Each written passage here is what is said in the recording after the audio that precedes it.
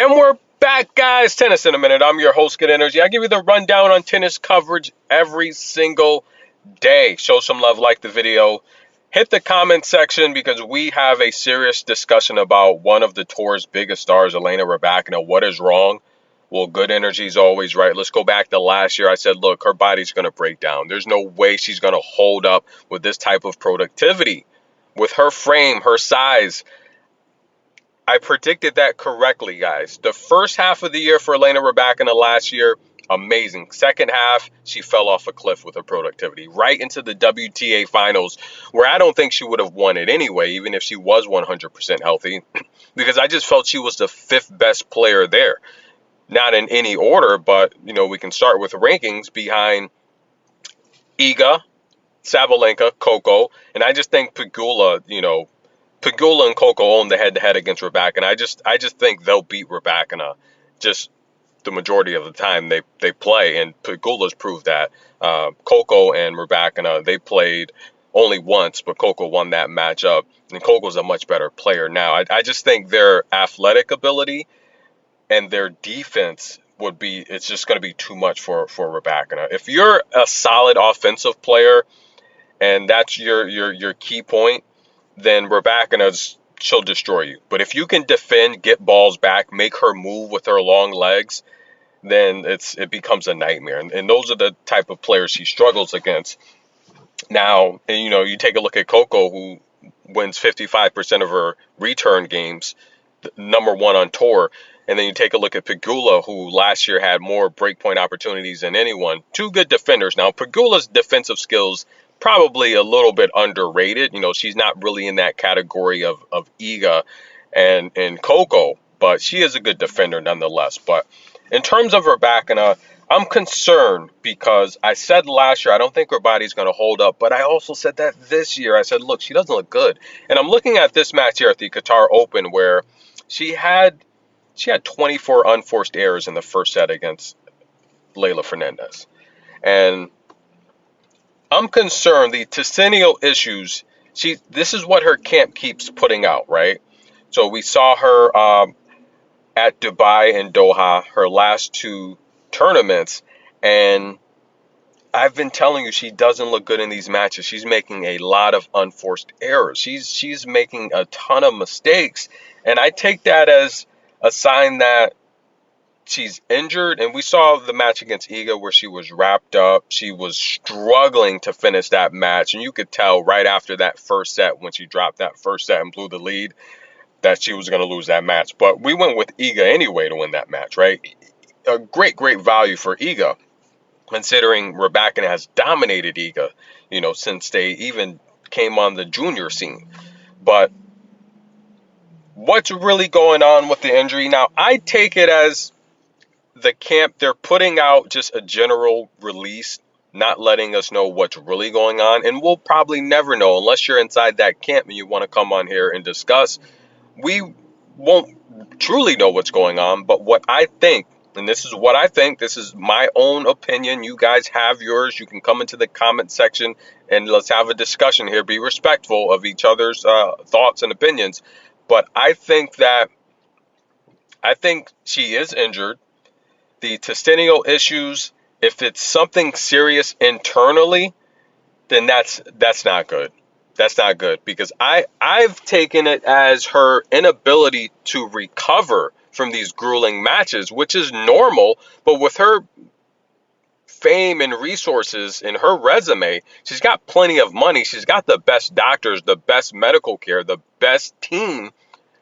I think it's serious than what they're making it out to be. I think it's more serious. What do you guys think? It has to be more serious. She's had plenty of time to recover. I think it's a combination of the shoulder and possibly something internally. I think it's a shoulder issue. I personally, because I said this last year, I said her shoulder's going to break down. What happened? Shoulder broke down. I think it's a shoulder. And for a star athlete like this with the best resources to be off for this amount of time and not be able to come here and defend her title, I think it's something to where she possibly needs surgery. I mean, you have a shoulder issue like that. I'm not saying it's Tommy John, but if you have a shoulder issue like that, you're going to need to rest it, right? That short recovery from the finals to start the 24 season, that's not enough time to recover. It's not, which is why I'm concerned with Iga's knee. This is an Olympic year. So if she's shutting it down with this general press release to rest and recover, it's understandable, but why so early? Why not around clay season?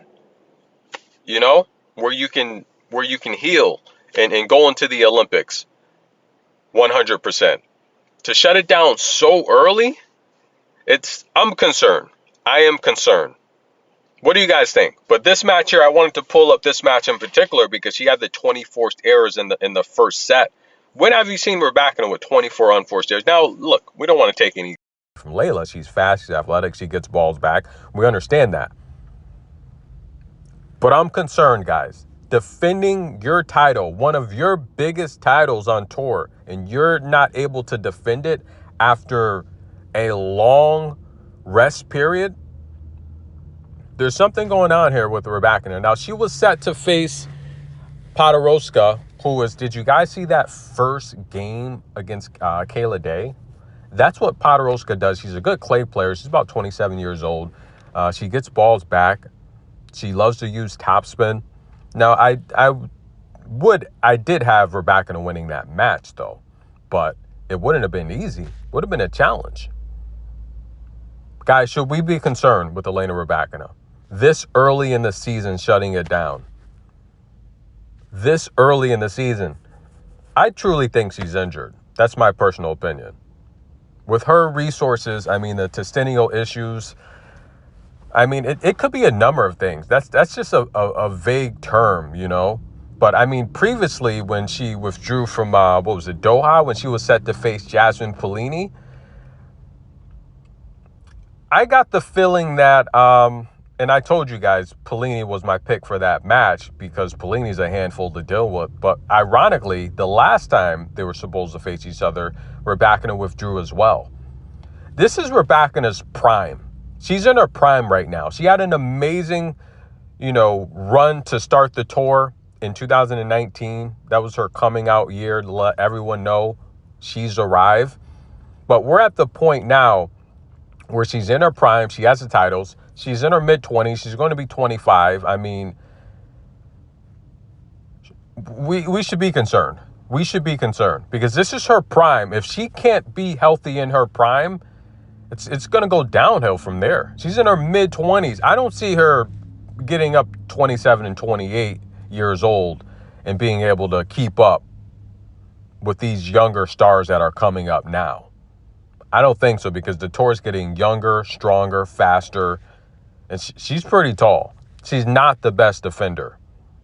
Her best defense is her offense and her powerful forehand. So I am concerned. I'm really concerned. You take someone like Coco, who's 19, pretty much, the same resume. And Coco got there a little bit quicker. 7 titles for Coco. She's 19 years old. 2 slam appearances, 2 WTA final appearances. Rybakina is 24, 7 titles. You got the slam at Wimbledon where the draw was depleted. Rybakina said she doesn't feel like a slam champion because of that. I can understand why. I don't think she wins Wimbledon if that draw consisted of all the Russian and Belarusian players. I don't think Rybakina wins Wimbledon that year.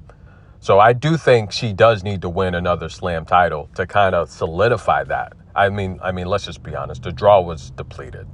I don't think she wins Wimbledon.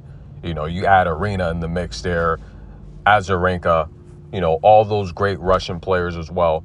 But I'm concerned, guys. This is the best tournament in terms of fans' perspective, and she can't attend it to defend her title.